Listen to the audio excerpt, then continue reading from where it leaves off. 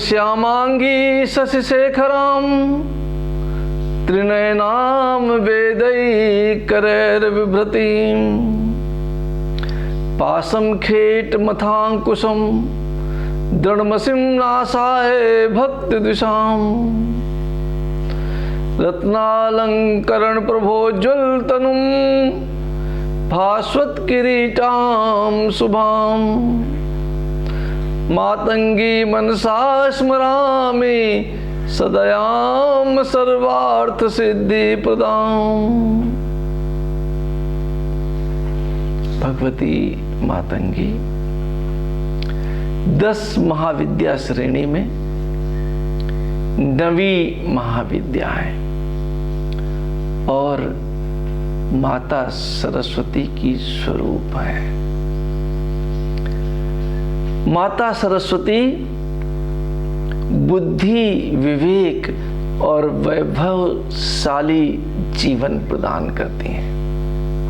माता सरस्वती सुयश प्रदान करती हैं और माता सरस्वती आध्यात्मिक उन्नति करवाती हैं।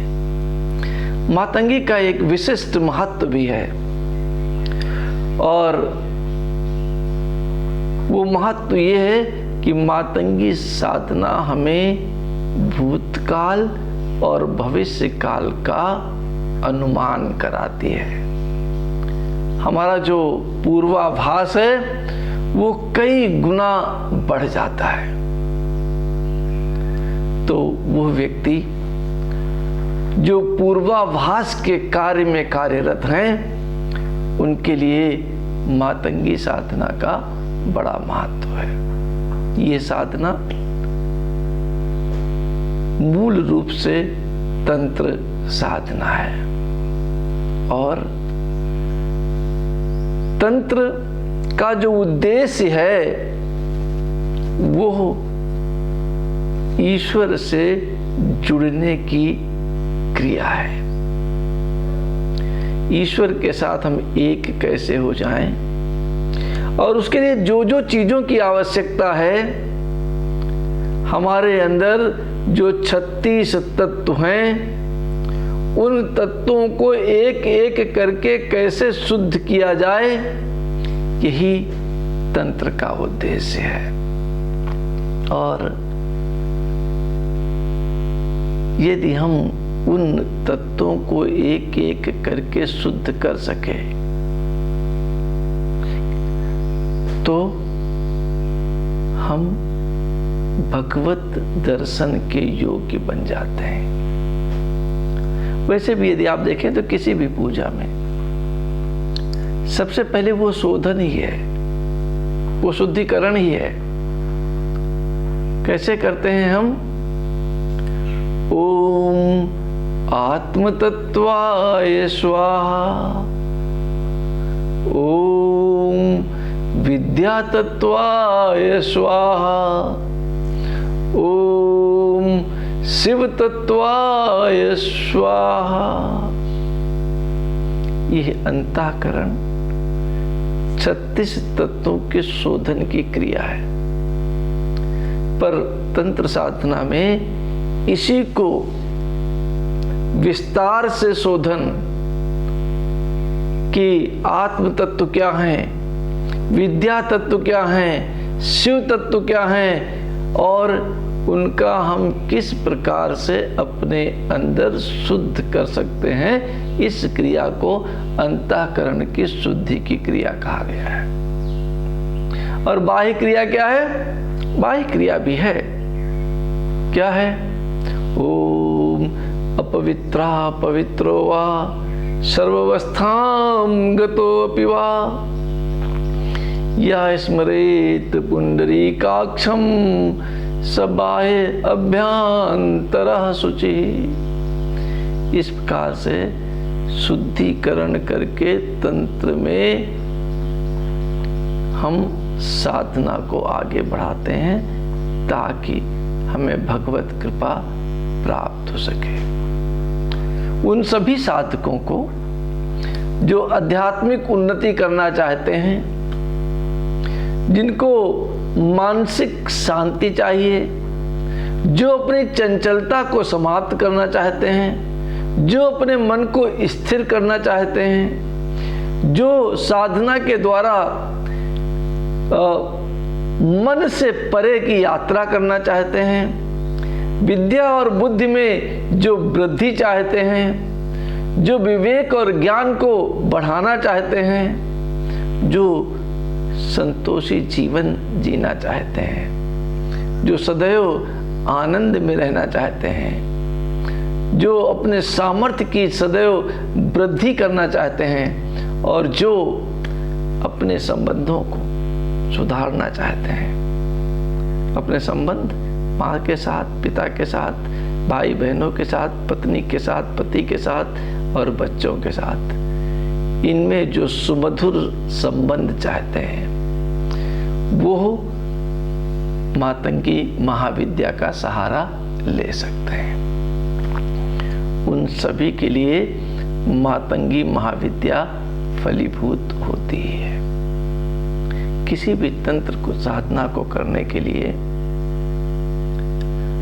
तंत्र का अर्थ है सिस्टम, पद्धति से जो कार्य किया जाए उसे तंत्र कहते हैं। तो मातंगी का खाली मंत्र ही जप कर लिया तो वो तंत्र नहीं है, ठीक है।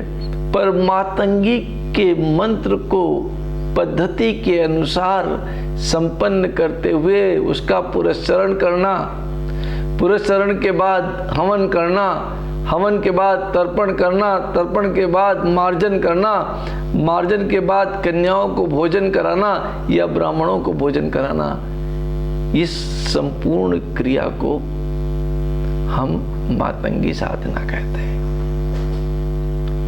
और किसी भी साधना के पूर्व सबसे पहला कार्य क्या है? विनियोग। विनियोग क्या है? विनियोग एक प्रकार का संकल्प है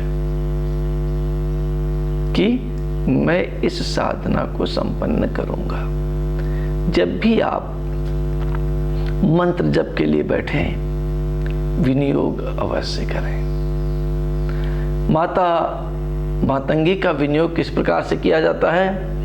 ओम अस श्री मातंगी मंत्र से दक्षिणामूर्ति ऋषि विराट छंदा मातंगी देवता रींग बीजम हुम शक्ति क्लीं कीलकम सर्वाभीष्ट सिद्ध्यर्थे जपे विनियोगा।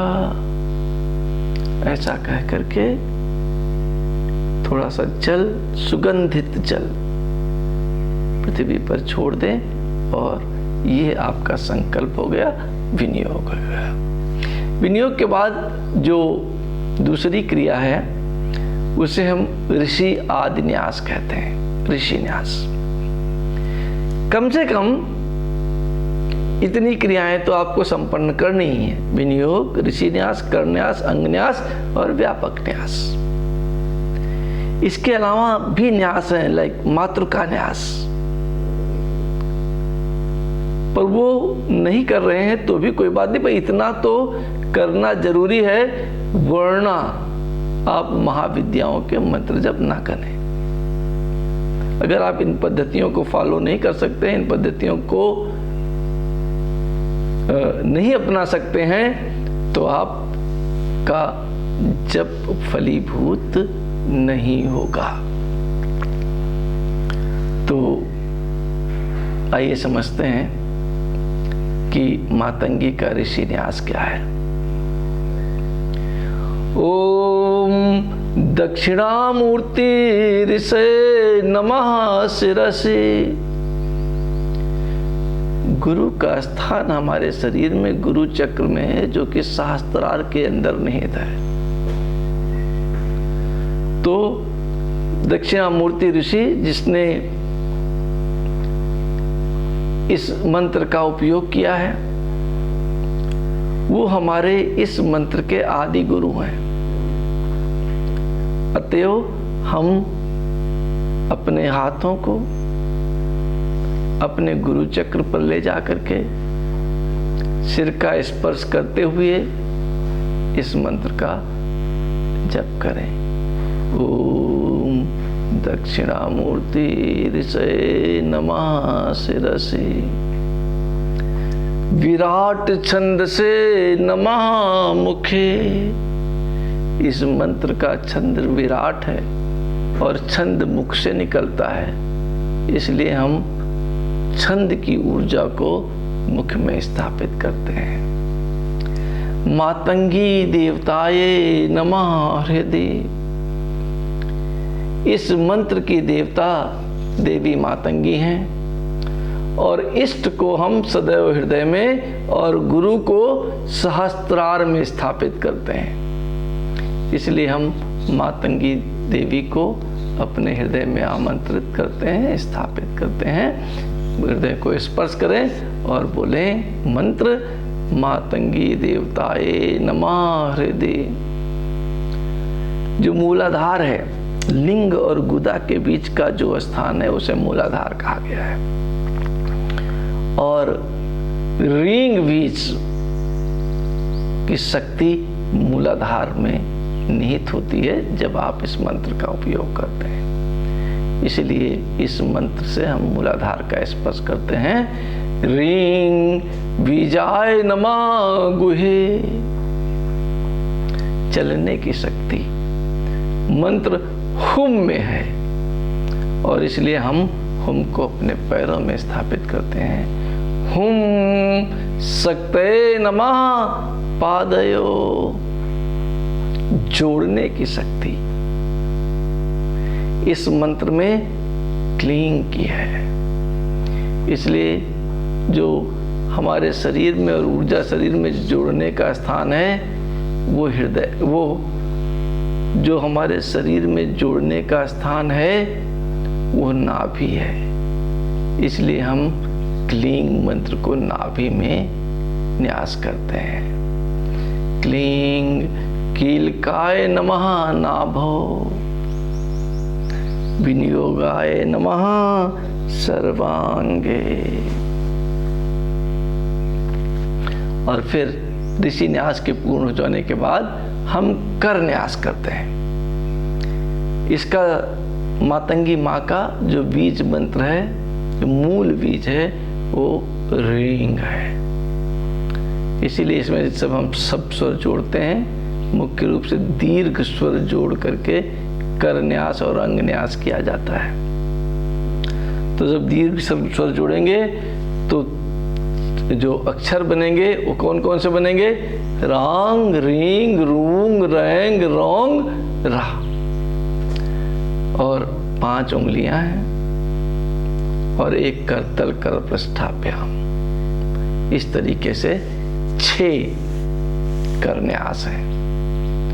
रांग अंगुष्ठाभ्याम नमः, रींग तर्जनीभ्याम नमः, रूंग मध्यमाभ्याम नमः, रैंग अनाभिकाभ्याम नमः, कनिष्ठिकाभ्याम नमः, रा करतल कर पृष्ठाभ्याम नमः। और करन्यास करने के बाद आप अंग न्यास करें। रांग हृदयाय नमः, रींग शिरसे स्वाहा, रूंग शिखाय वसट, रैंग कवचाय हुम, रोंग नेत्रत्राय वसट, र अस्त्राय फट। इस प्रकार से आपने अंग न्यास किया। अंग न्यास के बाद हमें व्यापक न्यास करना है मूल मंत्र से।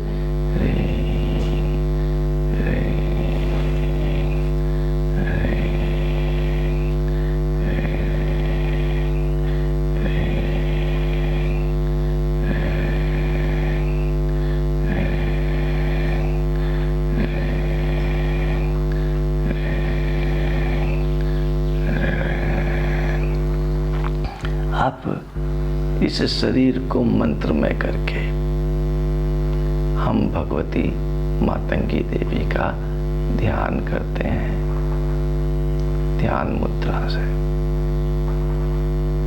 ध्यान मुद्रा इस तरीके से बनाई जाती है और इसका ये स्थान अपने हृदय में लगाते हैं अंगुष्ठ को, और पूरे ये हम वास्तव में किसी को दिखाते नहीं हैं, इसलिए जब भी ये मुद्रा करें तो उसको ढक लें। और ढक करने के बाद भगवती मातंगी का ध्यान मंत्र करें। ध्यान मंत्र से ही मैंने आज के कार्यक्रम की शुरुआत की है, उसी ध्यान मंत्र का उपयोग करें। वैसे तो मातंगी के कई ध्यान हैं और आप अपनी सुविधा के अनुसार किसी भी ध्यान का उपयोग कर सकते हैं, ठीक है, पर मैं उसी ध्यान को दोबारा यहाँ कर रहा हूँ। हो सके तो इस ध्यान को याद कर लें, आंखें बंद रखें और पूर्ण रूप से भगवती माँ के इस स्वरूप में, इस मातंगी स्वरूप में डूब जाएं। डूबना ही साधना है। डूब करके अंदर ही अंदर, मैं यहां जोर से कह रहा हूं ताकि आप सुन सकें, पर आपको इस मंत्र को अपने अंदर ही बोलना है। ओम श्यामांगी शशि सखर, ओम श्यामांगी शशि शेखराम, त्रिनयनाम वेदैकरैर्बिभ्रतीं,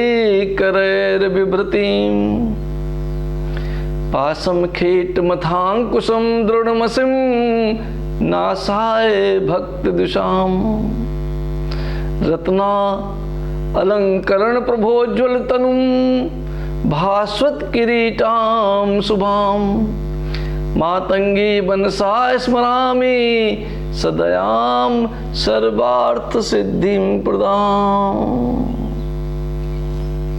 और फिर कुछ क्षणों तक भगवती मातंगी के ध्यान में बने रहें। फिर मूल मंत्र रींग का जप करते हुए प्राणायाम करें।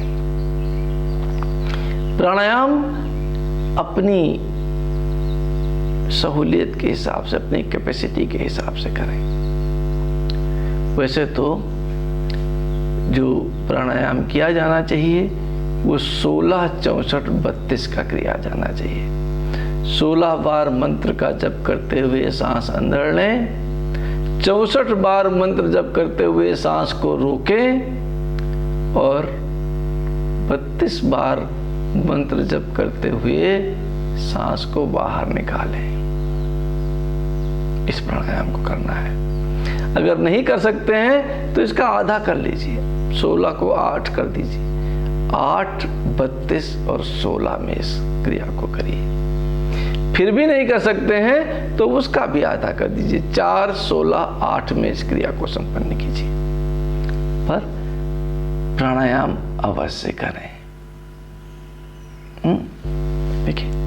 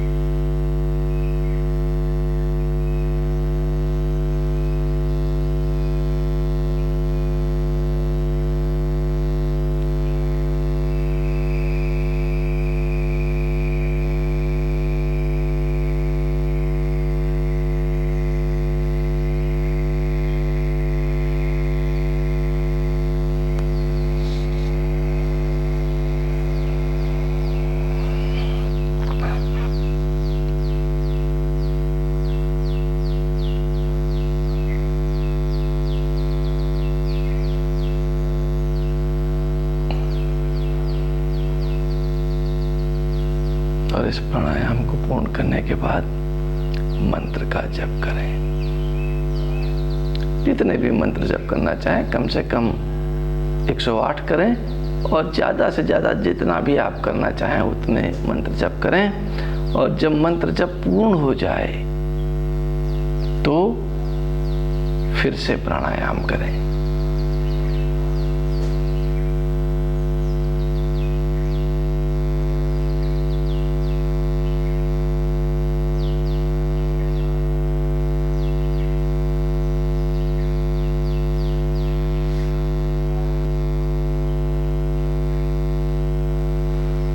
और इस मंत्र करने के पश्चात हम फिर से प्राणायाम करेंगे।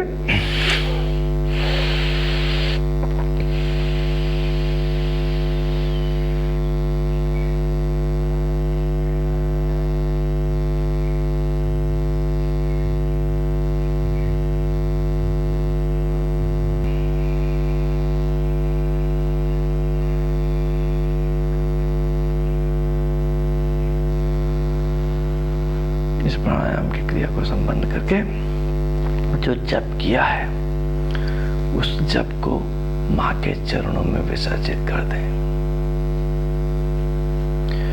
गुह्याति गुह्य गोप्ति त्वं गृहास्मत् कृतं जपम सिद्धिर्भवतु मे देवी त्वत्प्रसादान् महेश्वरी।